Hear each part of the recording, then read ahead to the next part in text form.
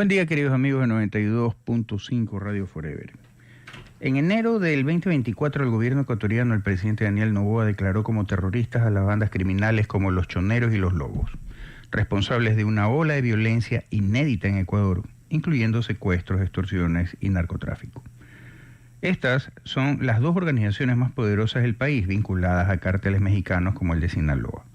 El 5 de septiembre del 2025, tras una visita del senador Marco Rubio a Quito, el Departamento de Estado de los Estados Unidos les designó como organizaciones terroristas extranjeras, FTO por sus siglas en inglés, y terroristas globales especialmente designados, SDGT por sus siglas en inglés, uniéndolas a grupos como el Cártel de Sinaloa, Jalisco Nueva Generación y el Tren de Aragua.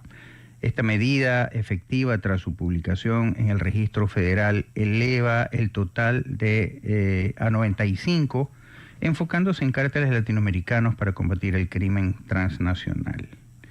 Para tratar este tema, hemos invitado al abogado Nino Casanelo, experto penalista, con quien contaremos dentro de unos breves minutos vía Zoom. Soy Modesto Gerardo Apolo Terán, bienvenidos a la segunda temporada de La Verdad. La visita del senador Marco Rubio a nuestro país, secretario de Estados Unidos, cumplió una breve agenda durante su visita acá al Ecuador este 4 de septiembre del 2025, y tras el encuentro con el presidente Daniel Noboa, se ofreció una rueda de prensa en la que se abordaron temas de seguridad, migración, relaciones comerciales.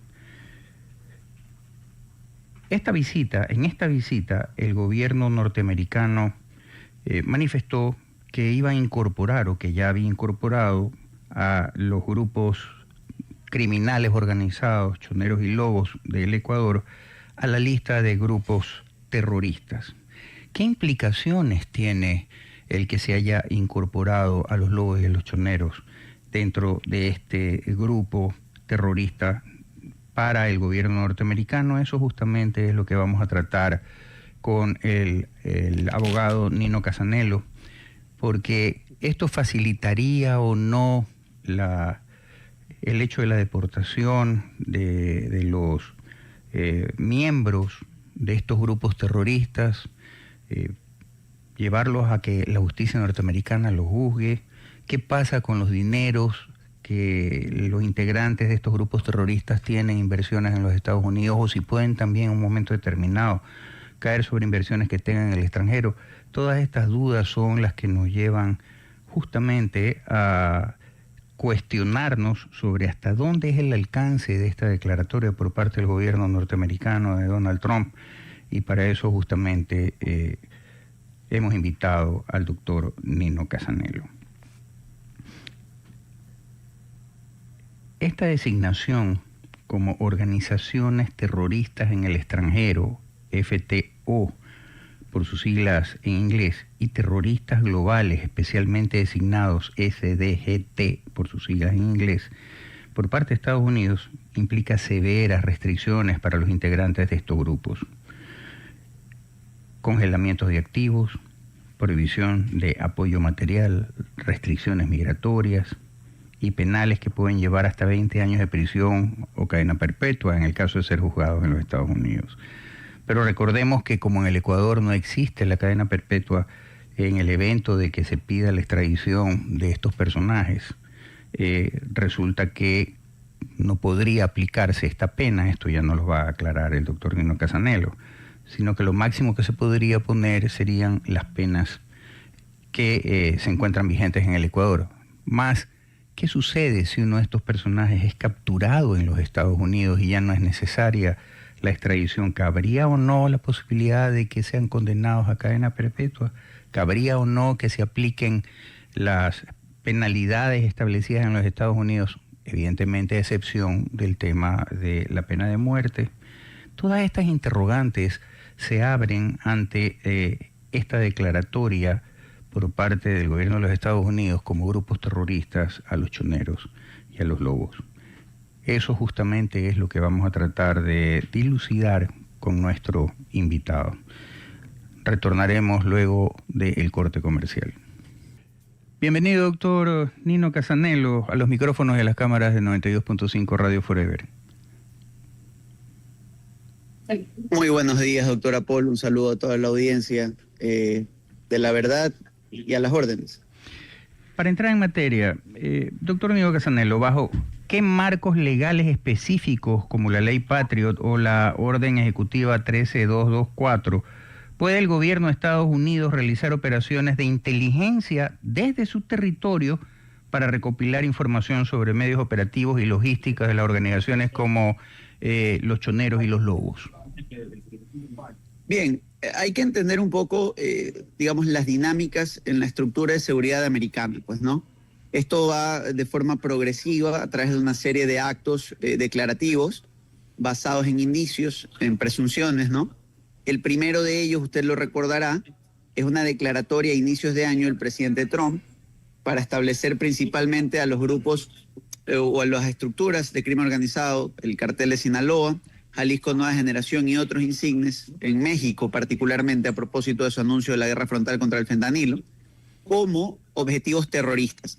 Eso habilita buena parte de las normas que hemos hablado, entre ellas las normas de activos en el extranjero, del famoso departamento de activos en el extranjero, y empieza de alguna manera a atender redes de inteligencia, no solo en la faceta, digamos, bélica de estas organizaciones, en su estructura de tráfico de sustancias, sino también en sus redes económicas.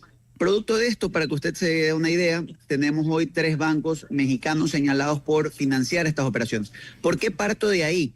Porque si usted va a la investigación con la que eventualmente se formula cargos contra el ciudadano Macías Villamar y otros, parten de una serie de delaciones generadas a partir precisamente de la declaratoria como grupos terroristas de las estructuras mexicanas. Y claro, de ahí el hilo se ha ido de alguna manera tensando.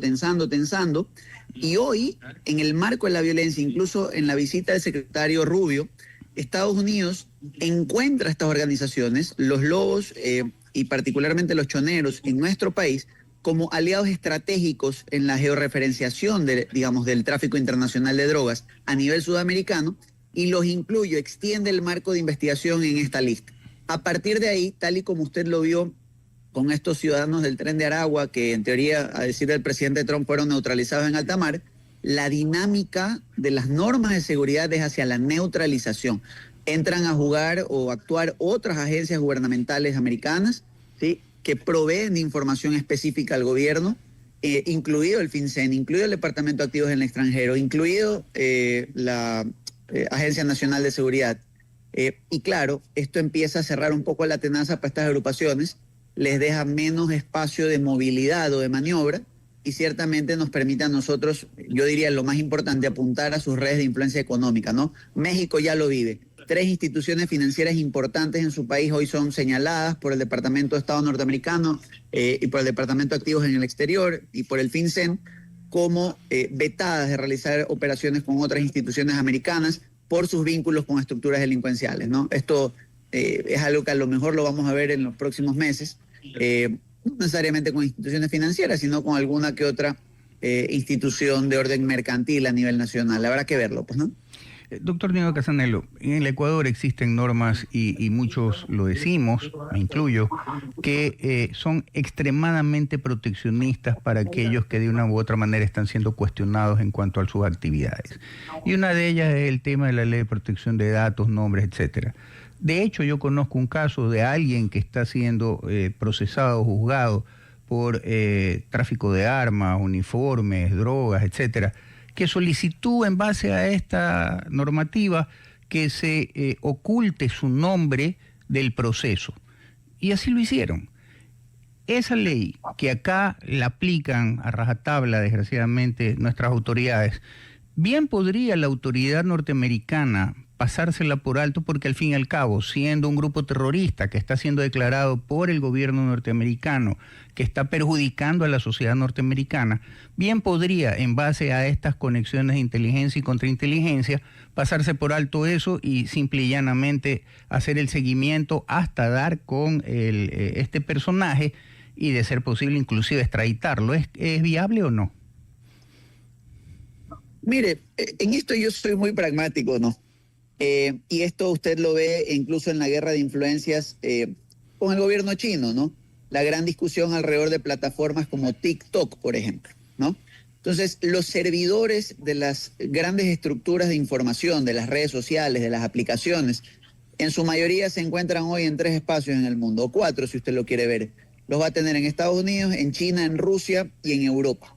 La NSA, particularmente con las aplicaciones que tienen base en Estados Unidos de América, tiene pleno acceso a esa información por requerimientos de seguridad estatal, que hoy entran en vigencia plena a partir de la declaratoria como grupos terroristas de estas organizaciones. Entonces, la colaboración muy probablemente va a ser a nivel internacional entre agencias y luego, más o menos en la línea de lo que ocurre con la ley de inteligencia a nivel local, lo único que tiene que ocurrir es que esa información sea proveída de tal manera que se viabilice a través de órdenes judiciales. Ahí yo realmente no encuentro esta diferenciación o esta suerte de incompatibilidad que decía la gente que hay entre la ley de inteligencia y los procesos judiciales. La ley de inteligencia es clara en decir que la información generada ahí no puede utilizarse en procesos penales, pero eso no quiere decir que no le permita a las autoridades generar líneas investigativas para poder llegar a las estructuras, no solo, insisto, desde el punto de vista bélico, sino también desde el punto de vista económico, sus dinámicas logísticas, ¿no? Entonces, créame, yo cuento con eso, es posible que tengamos a la larga, si es que no lo tenemos ya en el marco de la cooperación internacional, provisión positiva de información de interés nacional, hoy más que nunca, que han sido estas organizaciones declaradas como objetivos, digamos, terroristas, ¿no? Entonces, ahí va a depender de una buena colaboración internacional y, cómo no, y esto creo que es algo que ha anunciado el gobierno en varias ocasiones, de la importante o el buen manejo de información a nivel de autoridades, ¿no? Tener una fuerza pública que administre bien esa información y que no le dé una ventaja a organizaciones. Siempre lo he dicho, tenemos fuerzas armadas especializadas de último orden, pero obviamente ninguna está exenta en unas circunstancias como las que vive la región, no solo el país, de la infiltración a cierto nivel o a cierta esfera de estas organizaciones. Entonces, ahí viene también la labor de contrainteligencia, ¿no? Espero que esto sirva para también poder purgar de malos elementos a nuestra fuerza, exaltar el trabajo de los buenos elementos y lograr resultados a corto, ¿ya? Eso a corto y mediano, ¿no? De hecho, regreso, la ley de inteligencia plantea mecanismos claros de contraloría, digámoslo así, a estas dinámicas, porque si se llegasen a dar abusos, eventualmente pues estas podrán ser de alguna manera fiscalizadas por la Asamblea a cierto nivel en gastos e incluso por las autoridades si mañana se cometieran abusos contra derechos humanos. Pero estar impávidos en un mundo de interconexión, en un mundo donde la logística y la comunicación son claves para dar golpes certeros en lo que a delincuencia organizada se requiere y que nuestras autoridades no puedan articularse con ese nivel de contrainteligencia, sí me parece un despropósito a todas luces, ¿no? Doctor Nilo Casanello, este hecho de que también se ha designado como un grupo terrorista al Cártel de los Soles, el venezolano el que dice que la cabecilla es el dictador Maduro, y también el tema de que se haya involucrado dentro de esta organización a ciertos políticos de una tendencia política del correísmo, ¿cómo desvirtuar el hecho de que siempre estos personajes dicen que son perseguidos políticos y en realidad no lo son? De hecho, son prófugos de la justicia, muchos de ellos. Y el haberlos involucrado como parte de este grupo del Cártel de los Soles, ¿cómo poder desvirtuar aquella retórica de que es persecución política no solo del Estado ecuatoriano, sino también de los Estados Unidos? Mire, yo creo que el mundo, digamos, del derecho penal, de la seguridad, es muy claro, ¿no? Estados Unidos ha hecho de alguna manera un señalamiento de una estructura que existe hace mucho tiempo, está identificada no solo por el gobierno americano, sino por varias agencias especializadas en seguimiento de delincuencia organizada, como por ejemplo Inside Crime, que es el Cartel de los Soles. Creo que es innegable también que se sabe que esta organización tiene cierto nivel de penetración a nivel de autoridades venezolanas. Y lo que ha dicho Estados Unidos, yo he seguido muy de cerca las declaraciones del Departamento de Estado, sí, es que es innegable la conexión de cierto mando y de ciertas esferas del gobierno, ¿sí?, con esta organización como para que no se conociera a nivel del más alto estándar estatal. En función de aquello, está diciendo que está generando investigaciones que permitirían establecer vinculaciones entre actores cercanos al régimen y esta organización. No ha sido categórica todavía, digámoslo así, una vinculación de X o Y ciudadano por parte de Estados Unidos de América. Lo que ha dicho es que es imposible que una organización así opere en un país como Venezuela sin cierto nivel de tolerancia del gobierno. Entonces, yo creo ahí que uno tiene que ser prudente a la hora de declarar, ¿sí?, y ser claro en que Si de una u otra manera no tiene vinculación con una organización de tráfico internacional, pues las investigaciones no van a llegar a nada, ¿sí? Pero si en su defecto se demostrara mañana que de una u otra manera la participación de esta estructura tuvo incidencia en dinámicas políticas, financiamiento, estructuración de organizaciones, pues van a tener que responder en el marco de la, digamos así, atribución de imputación que se les implemente, pues, ¿no? Si es que es lavado de activos, si es financiamiento del terrorismo, y cada uno sabrá qué rol ocupó en esa estructura. Doctor Nino Casanello, hace pocas semanas salió una noticia de que en los Estados Unidos se habían incautado aviones y en ciertos países afines a los Estados Unidos también se habían incautado aviones del dictador Maduro, propiedades, cuentas bancarias y tal. En términos de incautación de bienes, ¿puede la Oficina de Control de Activos Extranjeros extender su autoridad para bloquear propiedades de estos grupos terroristas globales especialmente designados, ya sea en Ecuador o donde sea? A ver, los bloqueos, los decomisos que realiza el departamento son siempre en territorio americano, pues es donde tiene, digamos, su alcance, ¿no? A nivel internacional, en el marco en que vaya demostrándolo y de acuerdo a la convencionalidad establecida con cada país, podrá implementar acciones. Pero un poco para que la audiencia nos escuche, lo que hace el Departamento de Activos en el Extranjero, ¿sí? Básicamente es que establece una vinculación de los objetos con la persona que se encuentra en la lista, establece las razones por las que prefiere congelar esos activos que pudieran estar en territorio local y sobre esa base, pues, de alguna manera afecta este derecho de propiedad en el territorio americano principalmente, ¿no? Que es donde tiene mayor incidencia en aquellos espacios que tengan cierto nivel de control del gobierno. Entonces, es una medida fuerte y aquí es un poco también, como dirían los ingleses, ¿no? Este conundrum, este problema complejo, ¿ya? De que de una u otra manera muchos de los activos de personas que, digamos, tienen ingentes cantidades de dinero, a veces vinculados a estructuras gubernamentales, a estructuras terroristas y otras, terminan estando en lugares de seguridad jurídica, por así decirlo, como Estados Unidos. Entonces, este castigo, además es un simbolismo para aquellos que hacen negocios con estas personas, porque obviamente saben que el riesgo mañana es que estos también sean de una u otra manera congelados. Creo que esta es una dinámica importante que nosotros debemos recoger por parte de las agencias de seguridad americanas. Nosotros tenemos hoy ya una ley de extinción de dominio. Tenemos de corta data, si así lo aprueba la Asamblea Nacional, unas medidas de congelamientos de activos, también eventualmente reconocidas a la UAFE. Tenemos que atacar económicamente a la delincuencia organizada, ¿sí? Tenemos que implementarlo localmente, tenemos que hacer que sea costoso para una estructura delincuencial tener activos en el país. Y sobre la base de eso, pues, empezar a generar de alguna manera estas puertas, estos cerrojos más bien, para que las economías ilegales vayan de a poco desinvirtiendo, ¿no? Es un tema de economía de escala, ¿no? Si a mí me resulta más barato acopiar en Colombia, pues me voy a acopiar a Colombia. Si me resulta más barato y permeable Ecuador, permeo en Ecuador. Y si además tengo dólar en Ecuador, me quedo en Ecuador. Pero si de repente lo que yo gozaba en Ecuador ya no es tan fácil moverlo, me toca generar varias operaciones para integrar el flujo ilícito en la economía lícita, me lo pienso dos veces, ¿no? Y tal vez cambio incluso de región. A lo mejor ya me voy a Centroamérica, o me voy al Caribe, o me voy a Asia. Es una dinámica muy cambiante, ¿no? Y particularmente, y esto debemos decirlo, esto trasciende cualquier otra situación. Fíjese usted que México está viviendo un cisma a propósito del tema del fentanilo y su tráfico a Estados Unidos. Entonces, bajo esa premisa, nosotros tenemos que ser muy hábiles en entender cuál es el rol del Ecuador hoy, por ejemplo, en el tráfico de cocaína hacia Europa, ¿ya? O hacia Brasil como consumidor regional. Doctor Nino Casanello, en la década de los 80, en plena auge de Pablo Escobar, resulta que se lavaba dinero como locos con el tema de la piratería de los CDs de música, de películas, etcétera, etcétera. Empezó una campaña tremenda contra la piratería, luego eso se trasladó de una manera u otra al tema de la explotación ilegal de oro. Y hemos visto que, de hecho, al denominado patrón se le encontraron lingotes de oro y tal. Se habla también del tema de la inversión del narcotráfico de estos grupos en tema inmobiliario, venta de vehículos de segunda mano o vehículos de alta gama y tal. Pero los fideicomisos, muchos de estos grupos también para tratar de medio diluir el hecho de que tal o cual empresa, tal o cual negocio les pertenece, ponen en fideicomisos. ¿Qué se está haciendo también referente a eso e inclusive fideicomisos en el extranjero?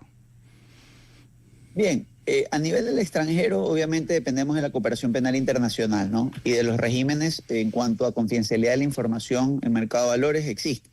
Pero a nivel ecuatoriano, pues primero que nada, todos los fideicomisos son sujetos de regulación por parte de la Superintendencia de Compañías de Valores y Seguros, particularmente la Intendencia Nacional de Mercado de Valores, y las fiduciarias, sus administradoras naturales también. Entonces, incluso dependiendo de los giros, tienen obligaciones de reportar más o menos información y en cualquier momento, en su potestad de inspección como órgano de control, la superintendencia puede concurrir en caso de que existieran indicios de la mala utilización de uno de estos patrimonios autónomos para dinámicas delictivas, recurrir a estas instituciones, me refiero a las fiduciarias, y pedir el origen de los fondos, revisar contabilidades, establecer los mecanismos de decisión si es que el contrato así lo establece.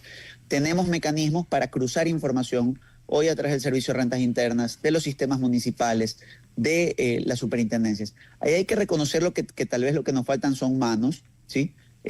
Una reforma tecnológica también para poder utilizar inteligencia artificial y otros mecanismos que nos permitan hacer trazabilidad más directa. Y cómo no, y esto lo he dicho en varios espacios, tenemos que integrar a través de la INARDAP y las superintendencias bases de datos a las cuales puedan recurrir nuestros organismos de investigación y control. Por ejemplo, yo les doy un ejemplo muy sencillo, ¿no? Fíjese usted que a nivel nacional, hace poco lo comentábamos con unos colegas en un curso, a nivel nacional, ¿sí?, no existe una integración de algo tan sencillo como las bases de datos de los registros de la propiedad nacional, teniendo usted un órgano como la INARDAP que los coordina. Y usted dirá, bueno, ¿y de qué sirve esto en la lucha contra la delincuencia? Imagínese usted la capacidad de un fiscal de acceder a una base de datos directa, donde usted puede establecer la propiedad de los bienes relativamente en poco tiempo, ¿sí?, para poder establecer sus dinámicas, ¿sí?, de lavado de activos a través de propiedades rurales, compra y venta de edificios, valor real, digamos, de la tierra contra los trámites de compra-venta que se realizan. Y usted empieza a cotejar eso contra las transacciones bancarias, empieza a ver de una u otra manera cómo se mueve el flujo económico. Ese es el tipo de información que requerimos. Si nosotros no tenemos una radiografía de cómo son las cosas regularmente, de dónde están las irregularidades económicas, y lo más importante, no lo podemos coordinar o estructurar o obtener en una fuente centralizada, las investigaciones siguen siendo complejas. Entonces, ahí tenemos un ejemplo de cómo implementar tecnología en los registros nos puede poner a años luz en velocidad para esta lucha que todos de alguna manera requerimos. Insisto, doctor Apolo, y se lo digo a la audiencia, en materia económica, el verdadero golpe, y los invito a todos a revisar las noticias del Departamento de Activos en el Extranjero y del FinCEN, señalando la participación de instituciones financieras en México para actividades criminales con ciertas organizaciones. Si nosotros atacamos el flujo, el torrente sanguíneo de las estructuras delincuenciales, que son precisamente los capitales ilegales, tarde o temprano, si bien no lo vamos a erradicar, desde la criminología sabemos que de alguna manera los fenómenos delincuenciales son inherentes a nuestras sociedades modernas, pero vamos a poderlos disminuir y también a disminuir progresivamente esta ola de violencia que nos aqueja desde hace rato. Doctor Nino Casanello, justamente hay una corriente de penalistas que se oponen al endurecimiento de las penas, no obstante que pareciera ser que el mundo va en sentido contrario, en el sentido de que las penas deben de endurecerse, y debe de haber más cuidado, por decirlo de una manera, en cuanto al escogitamiento de administradores de justicia. Y siendo que la justicia está, digamos, que en un mal predicamento en el Ecuador, porque pareciera ser que está infiltrado también, y de alguna u otra manera con sus actuaciones resulta que le dan más rápido la libertad a delincuentes que tienen 5, 10, 20 capturas y les dan inmediatamente la libertad. ¿Qué tan real es esto del populismo penal para desvirtuar un poco esta corriente, para endurecer las penas? ¿Y qué tan ventajoso realmente es el tema de las penas, de endurecimiento de las penas? Mire, la respuesta ahí es variable, ¿sí? Nosotros necesitamos una dosimetría penal. Nosotros tenemos que regresar como sociedad, eso sí debo decirlo, el conjunto de reformas del COIP ha hecho un poco difícil graduar, digamos, la complejidad de ciertos delitos y la aplicación de las penas. Le pongo un ejemplo sencillo, pues, ¿no? Fíjese usted que tenemos un concurso real de infracciones que se puede acumular hasta 40 años. Y sin embargo, ya tenemos cerca de 3 o 4 delitos que están logrando llegar por sí solos a penas de 30 años. Significa que hay personas que si cometen 2 de esos delitos en concurso real, cuando deberían estar sumando 60, solo van a tener 40. ¿Ya? Pero al mismo tiempo, nosotros tenemos que ir a sincerar nuestra estadística de gestión de los casos y entender dónde le estamos haciendo perder tiempo a nuestros fiscales y jueces, dónde tenemos que optimizar los esfuerzos en delitos más graves y, claro, aplicarle penas más severas, ¿sí?, con sentencias de larga data a los delincuentes verdaderamente peligrosos, a los que están vinculados a terrorismo, delincuencia organizada, sicariato, asesinatos, segmentarlos incluso como población carcelaria, destinarlos a zonas de alta seguridad. Al mismo tiempo tenemos que tener una reforma sincera del sistema procesal y tal vez otras conductas que tradicionalmente tienen tipos penales más amplios, implementarlos vía tipos culposos o tipos de orden contravencional para poder dar una sensación de satisfacción jurídica y de no impunidad a la sociedad. Entonces, le pongo un ejemplo sencillo. A lo mejor mañana nos vamos con una defraudación tributaria de orden culposo, donde nosotros podemos ir hacia una suspensión condicional de pena rápidamente, lograr acuerdos con el empresario que por un error de contabilidad, por lo que usted quiera verlo, eludió, mejor dicho, evadió impuestos, ¿sí? Y usted empieza a generar una mejor cultura recaudatoria que le permite además destinar más recursos en seguridad, educación y salud, ¿sí?, al mismo tiempo que mantiene en un orden muy crítico los delitos contra la seguridad estatal, ¿no? ¿Cuáles? Delincuencia organizada, terrorismo, pero aquí va mi propuesta. Los más importantes: testaferrismo, enriquecimiento ilícito, enriquecimiento privado no justificado. Tenemos que atacar, tenemos que crear una cultura de desdén a los capitales ilícitos. Tenemos que ver a ese empresario que se presta a lavar el dinero de la estructura delincuencial, tenemos que verlo bañado, teñido en sangre, con la sangre de niños y de compatriotas en su mano, porque eso es lo que hace cuando legitima o trata de legitimar los capitales de los delincuentes. Entonces, en esa estructuración, penas duras para el delincuente de cuello blanco y para las estructuras de delincuencia organizada, y un proceso penal más efectivo, ¿sí?, mucho más eficiente, contravencional en ocasiones, culposo para ciertas conductas, en aquellos delitos en los que no quiero gastar tanto tiempo y los recursos del Estado que siempre son limitados, ¿no? Esa es la reforma integral que merecemos y entiendo que hoy en la Asamblea se está en una iniciativa de acumular todas las futuras reformas al Código Orgánico Integral Penal para estructurarlo, ¿no? Entonces espero que este sea un espacio para, de alguna manera, reformular un sistema más eficiente, ¿no? Doctor Iñigo Casanello, ¿qué tan viable es justamente lograr lo que usted acaba de manifestar contando con una constitución garantista, que todo dice que es regresión de derechos, todo le pone cortapisas? Es realmente, parece que es como el salmón, tratar de nadar contra corriente.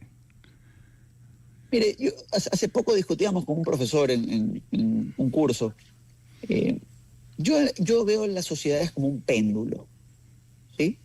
Y vamos a remontarnos a los años 60, doctora Polo. Usted recordará esta dicotomía o esta discusión que había entre la gran reforma de los derechos civiles, que después muta en un exceso de derechos a criterio mucho. Me refiero obviamente al discurso político americano principalmente. Claro. Y luego usted va a una mano dura hacia los años 80 con el presidente Reagan, ¿no? Usted puede replicar el mismo ejercicio en el Ecuador, lo puede replicar en Chile, lo puede replicar en Colombia. El curso de la historia nos muestra momentos de más rigidez y más garantías. Como se está dando la situación regional y del Ecuador en este momento, hemos salido de una época de garantías y estamos en la necesidad de volver a la rigidez. Y esto lo digo desde la mayor humildad intelectual, interpretando los signos de los tiempos. En ese sentido, creo que es claro que una constitución del orden de la del 2008, más allá de que es el pueblo ecuatoriano el que tiene que decir si la mantiene o la quita, sí, de una u otra manera hoy sí entorpece una gestión, no solo en materia de seguridad, sino económica. Sí, porque yo sí necesito reformular las dinámicas a las que está llegando mi sociedad, donde tenemos lamentablemente homicidios a diario, estructuras delincuenciales que de una u otra manera no respetan los derechos fundamentales de las personas de a pie, una estructura estatal que es muy lenta a la hora de procurarse recursos, incluso del plano concesionario, en alianzas público-privadas y otras en sectores estratégicos. Entonces, es el momento de pensarlo. La estadística constitucional internacional, no lo digo yo, lo dice el profesor Richard Albert, dice, sí, dura más o menos 15 años en promedio. Si estamos a las puertas de una constituyente, es mi apreciación, creo que sí. Sí, creo que tarde o temprano las tensiones van a dirigirnos hacia allá.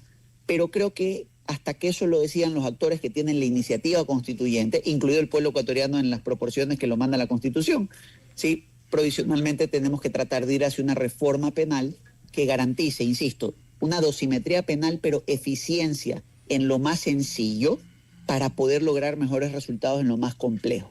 Creo ahí, debo decirlo muy objetivamente, no podemos compararnos objetivamente ni comparar al presidente Noboa con el presidente Bukele porque manejan dos países distintos. El Salvador es un país sustancialmente más pequeño, con otra dinámica geopolítica, con un problema de seguridad basado en bandas y no necesariamente en el acopio y tráfico internacional de drogas. El Ecuador tiene dos vecinos que producen la mayor cantidad de cocaína en el mundo, tiene dinámicas de dolarización y problemas institucionales que trascienden a este y otros gobiernos incluso que lo han antecedido. Entonces creo ahí yo que sí tenemos que darnos como ecuatorianos al menos el tiempo de analizar si este marco de garantías se sostiene. Si deciden que sí, pues tendremos que trabajar sobre eso porque la voluntad democrática es eso, es la voluntad superior. Y bueno, avanzar hacia una reforma penal y procesal. Creo que en los dos escenarios hay cómo hacerlo, pero sí creo yo que las instituciones tienen que saber interpretar en este péndulo, como yo lo llamo, de la historia, que estamos en un momento donde hay que apretar un poco las instituciones, ¿no? Si nosotros seguimos manejando con un espectro garantista esta dinámica, probablemente gane mucho más terreno, digamos, la delincuencia organizada y el terrorismo, ¿no?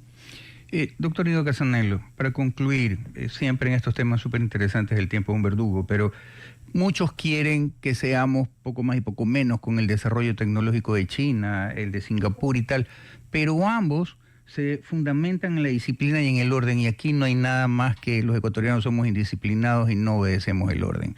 ¿Cómo poder entender de que querramos lograr lo que otros países como Singapur y China han logrado, siendo desorganizados y siendo indisciplinados?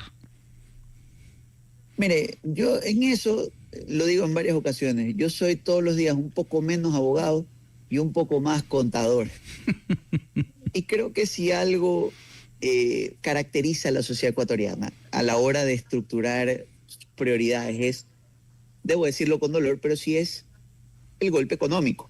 Yo creo que si nosotros nos estructuramos a través de incentivos económicos positivos para ciertas conductas y fuertes sanciones económicas para otras, vamos a poder lograr enderezar ciertas prácticas, nutrir un presupuesto general del Estado que a todas luces necesita recursos para, hoy por hoy diría yo, en primer lugar, satisfacer la demanda de seguridad, ¿sí? Y claro, al mismo tiempo procurarnos una economía sana, créame. Lo dicen hoy por hoy aquí en Europa, lo dicen a nivel asiático, la necesidad de una economía sana, y cuando refiero sana es libre de actos de corrupción, es lo que verdaderamente va enderezando una sociedad y le permite generar un espectro de acción válido, ¿sí? Si nosotros nos mantenemos en una sociedad que valora el dinero a cualquier costo, pues el dinero es capaz de pagar vidas humanas, esa es la realidad. Nosotros tenemos que hacer que se valore aún más el dinero bien obtenido. Tenemos que, por eso le decía yo, modular las conductas en las que culturalmente hablando se puede incurrir: contrabando, evasión tributaria, dejar sentencias ejecutoriadas, pero permitir a las personas evitar las penas privativas de libertad y que las penas sean principalmente pecuniarias. Creo que si enderezamos hacia un sistema de incentivos económicos en las dinámicas nacionales, más un sistema de valores, más una reestructuración de los espacios públicos, porque esto es un tema multiarístico de gobernabilidad, creo que nosotros podemos lograr, y esto es transgeneracional, a 17 o 34 años, un cambio sustancial en nuestras dinámicas. Si creemos que es monoarístico y que se trata de poner mano dura hoy, lo que vamos a tener, como vuelvo y repito en esta idea, es este péndulo en el que no sabemos interpretar de la historia. Pues no, yo voy y vengo de garantismo y rigidez. Elevar esa conversación depende de educación, de recuperación de espacios públicos y depende también de que la gente valore. Si lo que valora es la economía, valore el costo económico de decisiones por fuera del espectro legal. Doctor Ido Casanello, no me queda más que agradecerle por sus criterios, sumamente claros en los mismos, y ojalá que nuestros gobernantes, y me refiero a la Corte Constitucional, más que a la misma legislatura, también a la judicatura, las escuchen y por lo menos la reflexionen. Muchísimas gracias, doctor. A usted, doctor Apolo, un saludo a toda la audiencia de La Verdad y de Radio Forever, siempre a las órdenes. Gracias.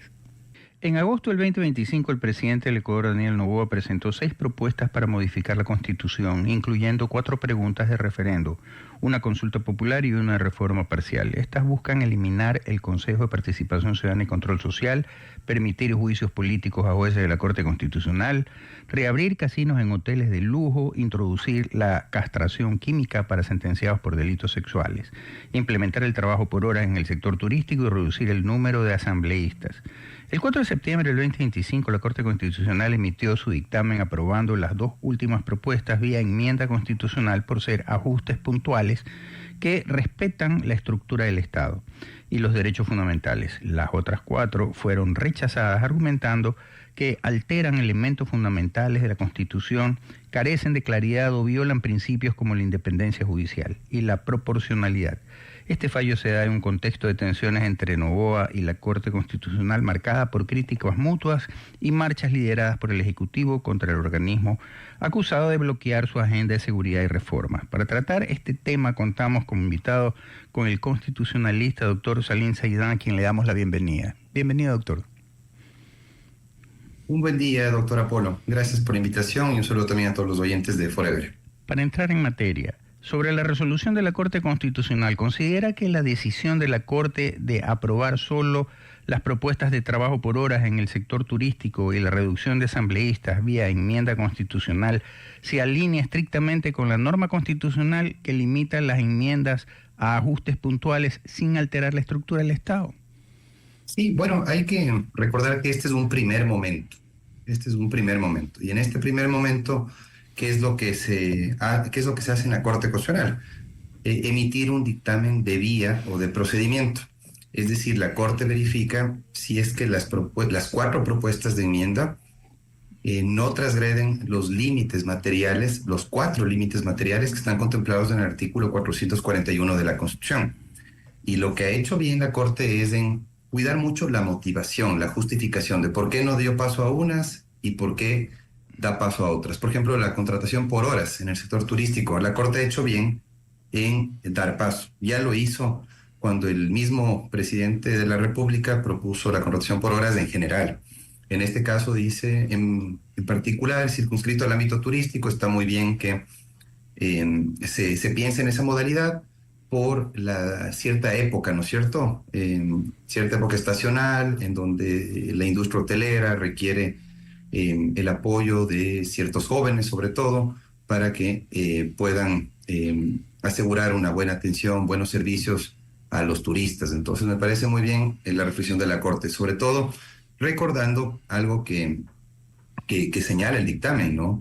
En cuanto a que la Asamblea Constituyente de Montecristi pensó que podía derivar en flexibilidad laboral, en precarización, y por eso prohibió el contrato por horas de manera radical. ¿Qué es lo que está pidiendo el presidente de la República? Que esa prohibición no sea para todo ámbito, sino en el ámbito turístico se permita la contratación por horas. En buena hora la Corte dio paso. Pero ¿por qué no da paso, por ejemplo, al juicio político? Al juicio político a jueces de la Corte, porque la Corte Constitucional, ¿qué es lo que tenía que verificar? Si es que afecta la estructura fundamental de la Constitución, los elementos constitutivos del Estado. Y ahí se encuentra con que definitivamente la propuesta de enjuiciar políticamente a los jueces de la Corte puede romper uno de los principios fundamentales en un sistema de gobierno republicano, como es el principio de independencia judicial, sobre todo la externa. Hace un buen razonamiento la Corte y no da paso a esa pregunta, no porque quieren ellos proteger sus cargos, sino porque definitivamente eso transgrede los elementos constitutivos del Estado y la estructura fundamental de la Constitución. La Corte, por ejemplo, no dice que no se puede hacer por reforma parcial. Yo creo que sí se lo podría hacer. No veo conveniente, la verdad, yo no soy partidario de reinstaurar el juicio político a un organismo especializado en materia constitucional, pero la Corte dice no por enmienda.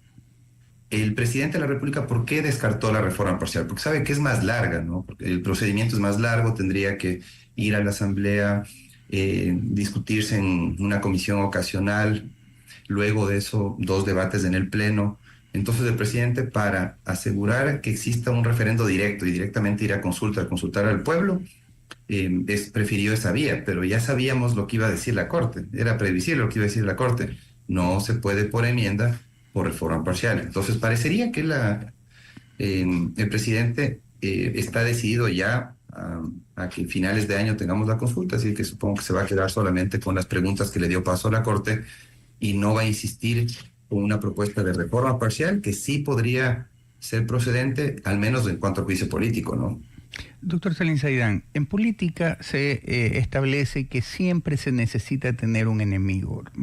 Hagamos un paralelismo. Estados Unidos en la época de la Guerra Fría decía que Rusia era su enemigo, ahora dice que China es su enemigo.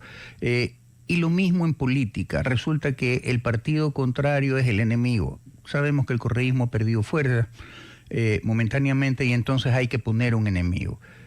¿Podría ser que se responda a una estrategia política el decir el enemigo es ese, la Corte Constitucional que está en contra de la ciudadanía, que está en contra de que pongamos mano dura contra los delincuentes y las organizaciones delincuenciales? Ese es el enemigo fuerte y poderoso y por eso marchamos y tal? ¿Podría responder esto a una estrategia política más que estrictamente jurídica? Sí, lastimosamente la activación de la democracia plebiscitaria ha servido para que los presidentes de turno midan el nivel de popularidad, el respaldo ciudadano. Y me parece que eso es desnaturalizar justamente a este mecanismo de democracia directa, que es muy legítimo, que son los referendos, las consultas populares. En este caso puntual, yo creo que el presidente de la República ha hecho mal en marchar contra la Corte Constitucional. Una marcha convocada desde el poder siempre da mala atención, ¿no? Generalmente es una marcha ciudadana, una movilización social muy respetable, pero una marcha desde el poder me da mala atención. Peor, esta segunda marcha que convoca el presidente de la República me daba más la atención porque es una marcha para exigir paz, sí, pero quien debe asegurar la implementación de políticas y demás desde el gobierno. Pues, entonces, ¿a quién va a reclamar eso si es que ellos son los responsables? En todo caso, yo sí creo que en el caso puntual de esta coyuntura de consulta, el presidente ha desperdiciado la oportunidad para consultarnos cuestiones que son de relevancia. A mí me habría gustado que incluyan, por ejemplo, temas de salud pública, temas de ambiente, con todo lo que está pasando, el fenómeno del cambio climático. Insistir en ciertas preguntas, por ejemplo, este tema de la castración química, sí, perfecto. Yo no ponía reparos, soy muy franco. Yo soy partidario del registro de violadores, discrepo con la Corte Constitucional en esa pregunta, pero de ahí a estigmatizar a la Corte hay una gran distancia. Le voy a poner el ejemplo. En este caso, no me sorprendería que ya comiencen algunos actores políticos a decir que la Corte es defensora de los violadores, ya no solamente de los delincuentes, sino de los violadores. Y no es eso, yo discrepo con la Corte Constitucional. Me parece que se equivocó al no dar paso a la pregunta de la castración química. No es una castración física, es una castración química, un procedimiento médico que podría ser una de las salidas para reducir justamente los niveles de testosterona, para disminuir la libido, puede ser una opción para enfrentar la pedofilia, la pederastia, y la Corte creo que fue muy cerrada en eso, en no dar paso, ¿no? Pero de ahí no me parecería justo, por ejemplo, que ataquemos a la Corte diciendo que es una Corte defensora de los violadores. Entonces no es correcto eso. Hay de hecho opiniones de organismos internacionales de derechos humanos de Naciones Unidas, en el sistema interamericano, en la OEA, que se han manifestado en contra porque dicen que va en contra de la integridad personal, que debería ser un tratamiento médico no forzado y demás. Respetables esas opiniones, yo no comparto, insisto, discrepo con los organismos internacionales y con la Corte Constitucional en ese sentido, pero de ahí a despertar esa estigmatización a los jueces de la Corte de que son los jueces que nos quitan la paz, los jueces que le hacen el juego a la delincuencia, que están del lado de los violadores, si no se justifica. Y al menos yo que soy formado en Derecho Constitucional, veo que la Corte Constitucional, con sus errores, con sus sesgos ideológicos en el manejo de ciertos temas, debe ser respetada y se debe cuidar ese avance importante que registra la historia constitucional. No ha sido fácil llegar a donde estamos en la justicia constitucional, un organismo especializado, respetable, integrado por académicos que tienen su trayectoria, tienen su formación, estudiados en Estados Unidos, en Europa, en las mejores universidades. Creo que merecen otro tipo de trato y no pancartas, reclamos, reproches, marchas que deslegitiman un trabajo que no está siendo comprendido adecuadamente. Correcto. Doctor Saidán, al retorno del corte comercial, me gustaría obtener su opinión sobre el Consejo de Participación Ciudadana y Control Social, que pareciera ser que viene durante tiempo siendo la fe del baile, pero se mantiene en la fiesta. Eso luego del corte comercial. Doctor Saidán, le decía que el Consejo de Participación Ciudadana y Control Social pareciera ser la más fea del baile, hace rato declarada la más fea del baile, pero nadie la saca. ¿Pueden o no pueden sacarla? Ha tenido un sinnúmero de denuncias sobre temas de corrupción, la Liga Azul y tantas otras historias.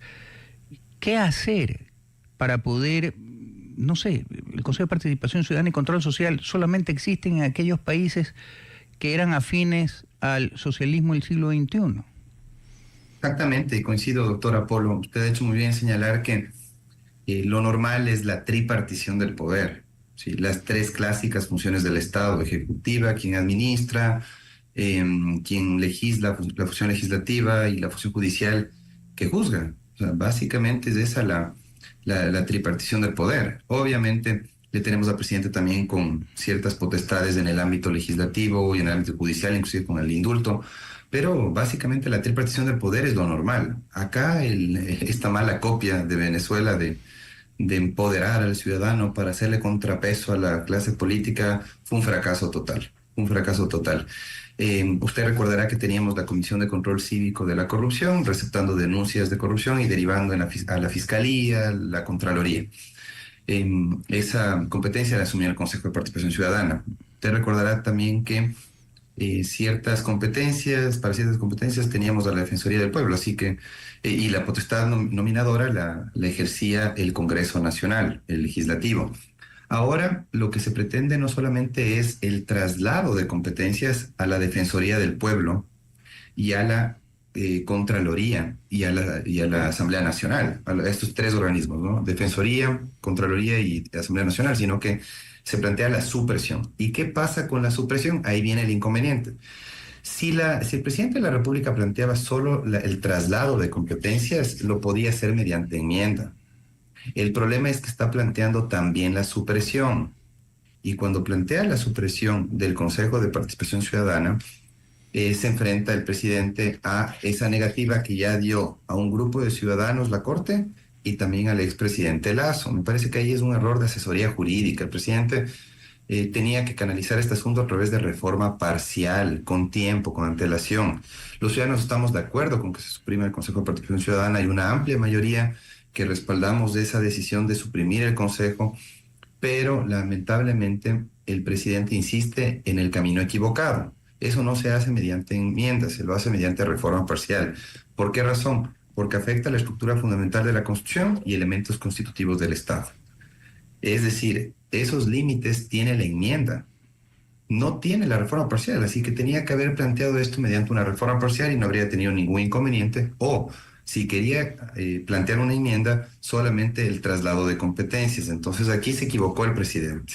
Si la propuesta actual se limitara únicamente a la transferencia de competencias no definitorias del Consejo, la vía aplicable sería la enmienda, le dice la Corte Constitucional en su dictamen, ¿sí? Y le recuerda que a Pablo Dávila, usted recordará a Gustavo Noboa Bejarano, a Rosalía Arteaga, a José Ayala Lazo, distinguidos personajes, cuando conformaron un comité de institucionalización democrática, la Corte les dijo: no pueden plantear la supresión mediante enmienda, sino mediante reforma parcial.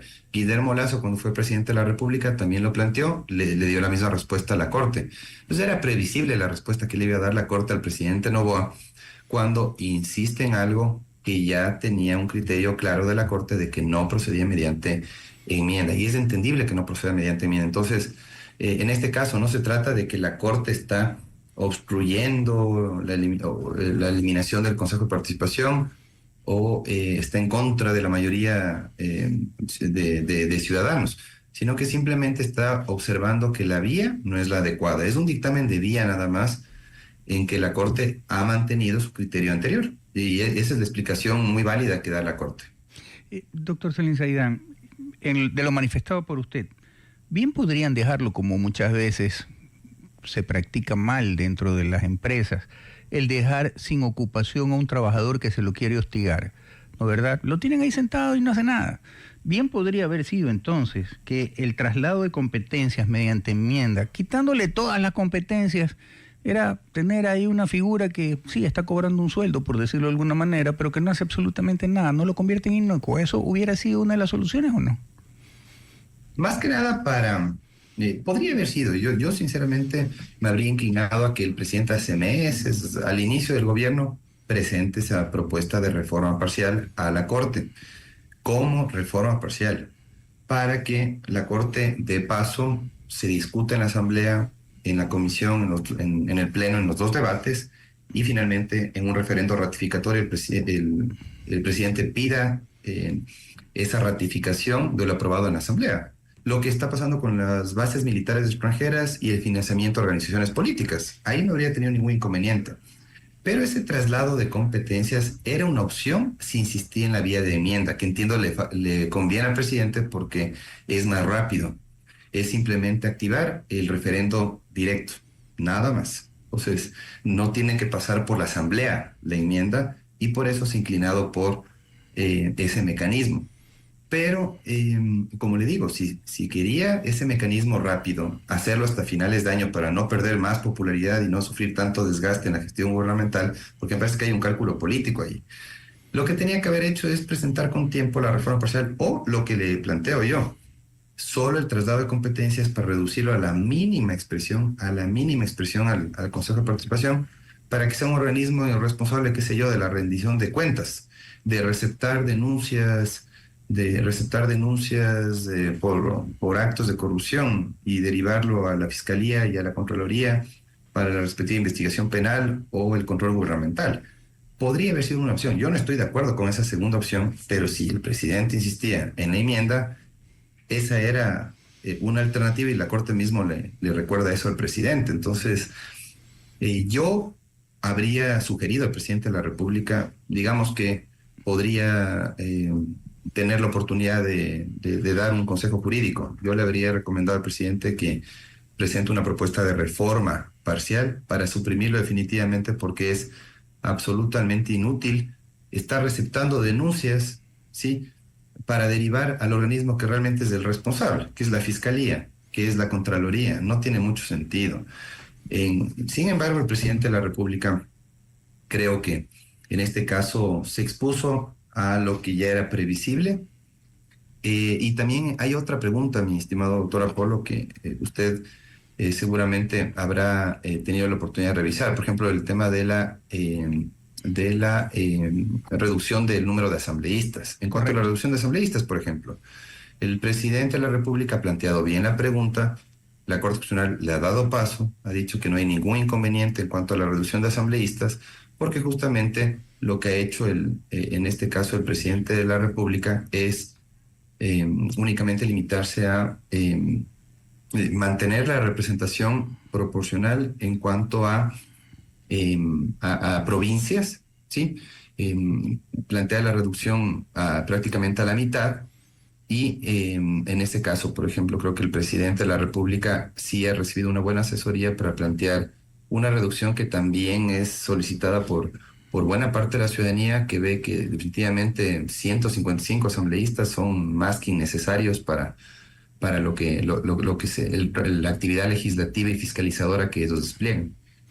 Doctor Sainz Aidán, al retorno del corte comercial, como es costumbre en la etapa final de este programa, le voy a preguntar si el presidente Noboa lo llamara y le dijera: doctor Sainz Aidán, ¿qué me recomienda hacer para bajar la tensión con la Corte Constitucional y no tener tantas objeciones de la parte de la Corte, ¿no verdad? Y esto es, pareciera ser, doctor Sainz Aidán, que el presidente Noboa está cometiendo el mismo error que cometió en su debido momento el presidente Lasso, y es que todo lo que propone la Corte Constitucional pareciera ser que no es del todo viable desde el inicio. Eso, por favor, luego de retornar del corte comercial. Doctor Sainz Aidán, para dividir en dos la interrogante que le manifesté antes del corte, ¿Usted cree que está cometiendo el presidente Noboa el mismo error que cometió el presidente Lasso? Y es que cada propuesta que enviaba a la Corte Constitucional, hablando en términos deportivos del béisbol, se la bateaba porque estaba o no estaba correctamente presentada o tenía ciertas falencias. ¿Qué opina al respecto? En esta tensa relación entre constitucionalismo y democracia, es normal que exista cierto nivel de tensión entre el presidente electo con el voto popular, que tiene legitimidad democrática de origen, que representa a las mayorías, y por otro lado, el organismo máximo de justicia constitucional, que es la Corte Constitucional, que básicamente pone frenos, ¿no es cierto?, desde el constitucionalismo, desde la defensa de la Constitución, la defensa de los derechos.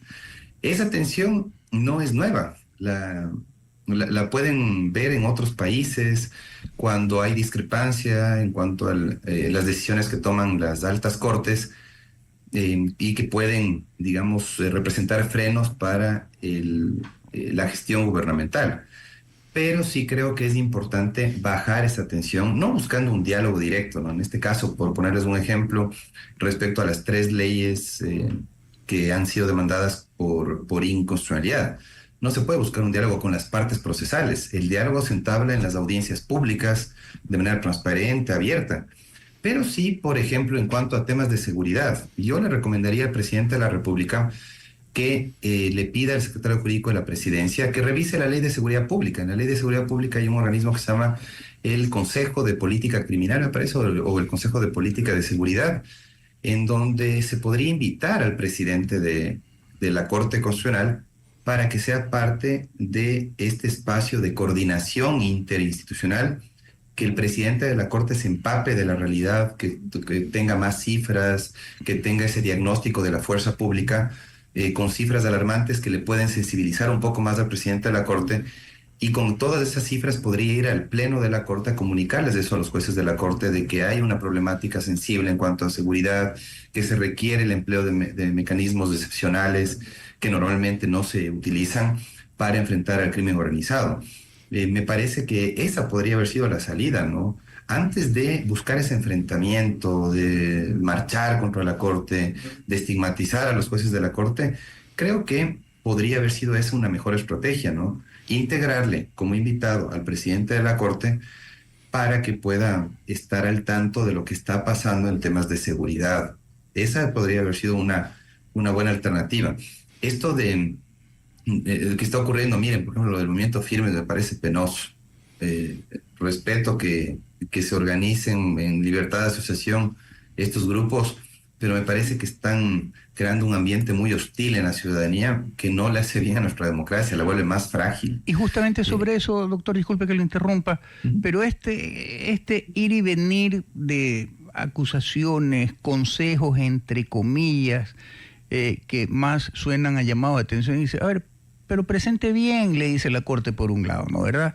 Y entonces no me obligue a forzar, no me fuerce a tener que negarle esto.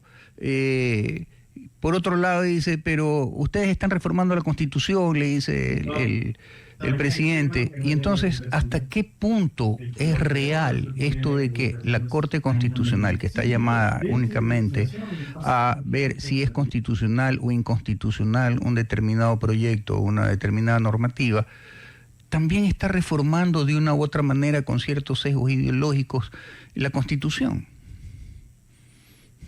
Sí hay un problema también en eso. Me parece que la Corte Constitucional no está aplicando en ciertas circunstancias el método de interpretación sociológico. Le hace falta atender más la realidad social, ser más sensible a la realidad social. Esa es la crítica que yo le podría hacer. Mire, por ejemplo, esto del registro de violadores. Ponerse en el plan purista de que no, el registro de violadores puede imposibilitar la reinserción. A ver, ¿qué reinserción? Pues hay ciertas patologías o ciertos perfiles de peligrosidad de gente que no se rehabilita. Está demostrado que un montón de delincuentes sexuales no se rehabilitan.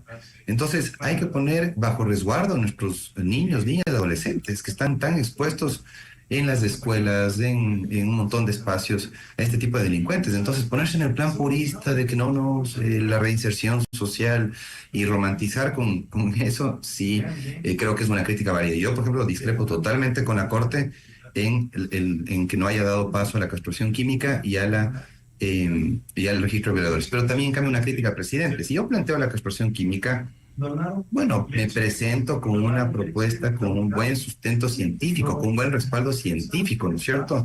Y digo, sí, de acuerdo a cifras, se ha demostrado que se ha reducido la criminalidad en tal país, el alto costo que representa implementar este mecanismo, lo podemos asumir desde el presupuesto general del Estado, tenemos los recursos para hacerlo, sería distinto, ¿no es cierto? Entonces, si el proponente es más cuidadoso al plantear la propuesta, créame que sería más fácil lograr un dictamen favorable de la Corte. Entonces sí creo que hay una concurrencia de responsabilidades aquí. El presidente y la Corte, por ejemplo, creo que no permitieron que se dé paso a esa pregunta de la castración química y sobre todo el registro de violadores. Yo estoy totalmente a favor del registro de violadores. Me parece que no es estigmatizar, es prevenir la reincidencia en el cometimiento de estos delitos que han alarmado tanto a la población. Es una problemática tan sensible que me parece absolutamente reprochable. Y de hecho, ¿sabe qué va a pasar? Que esta postura de la Corte con respecto a la castración química y el registro de violadores le va a dar discurso a esos grupos radicales para que estigmaticen a la Corte como la defensora de los violadores. Entonces sí, creo que debe tener más cuidado, inclusive desde el punto de vista político, tenía que haber sido más cuidadosa la Corte en la aplicación de ese famoso test de proporcionalidad que a veces lo aplica de manera muy rígida, sin sensibilizarse a la realidad social. Utilizando un poco el argot argentino, doctor Salim Saidán, ¿a quién de los dos debilita, porque al fin y al cabo esto es una carrera de desgaste, ¿a quién de los dos debilita más esta pugna? Al presidente Noboa, que tiene que enfrentar, antes se decía el 14 de diciembre, ahora parece que se le ha adelantado a noviembre, no sé, el tema de la consulta, ¿a quién debilita más? ¿La imagen de quién? ¿Del presidente o de la Corte? ¿Quién pierde más políticamente hablando? ¿El presidente o la Corte? Y seamos claros, si la imagen del presidente es la que se debilita y la de la Corte es la que se fortalece, ¿hasta qué punto el mismo hecho de la oposición que vaya apalancando a la Corte para justamente lograr el efecto de debilitamiento de la imagen del presidente? ¿Cabe esto o no? ¿Sabe que es lamentable que autoridades públicas, en lugar de buscar espacios de coordinación interinstitucional, estén enfrentadas? En este caso, como le decía, en el combate al crimen organizado deberían concurrir un montón de actores estatales para diseñar estrategias eficaces del crimen organizado, para reforzar los subsistemas de inteligencia, hacer que, si es que los jueces de instancia liberan a delincuentes, para eso está la Corte justamente, para aceptar acciones extraordinarias que no den paso a esas, o dejen sin efecto decisiones de la justicia penal que pueden ser cuestionadas por corrupción judicial o por un mal nivel que muchas veces existe en la justicia de instancia. Pero no podemos culpar de todo a la Corte Constitucional, y me parece que en este caso, en las tres audiencias sobre las tres leyes cuestionadas, la ley de solidaridad, la de inteligencia y la de integridad, y en estos tres dictámenes, ¿qué se observa? Que muchas veces hay errores jurídicos que se podrían evitar. Le voy a poner un ejemplo en cuanto a las leyes. ¿Para qué mezclar asuntos que no tienen conexidad?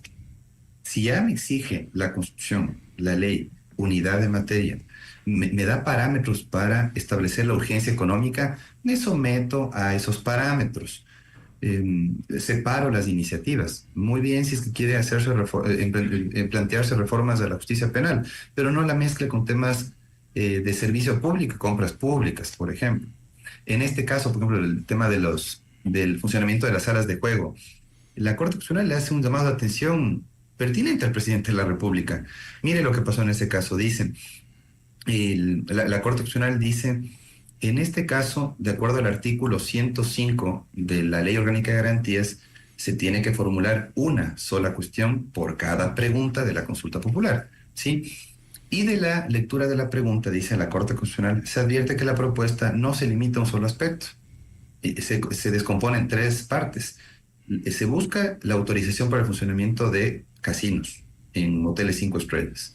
Después, la obligación de entregar al Estado un tributo equivalente al 25% de las ventas por esa actividad. Y en tercer lugar, el destino de esos recursos a programas de lucha contra la desnutrición crónica infantil y la alimentación escolar.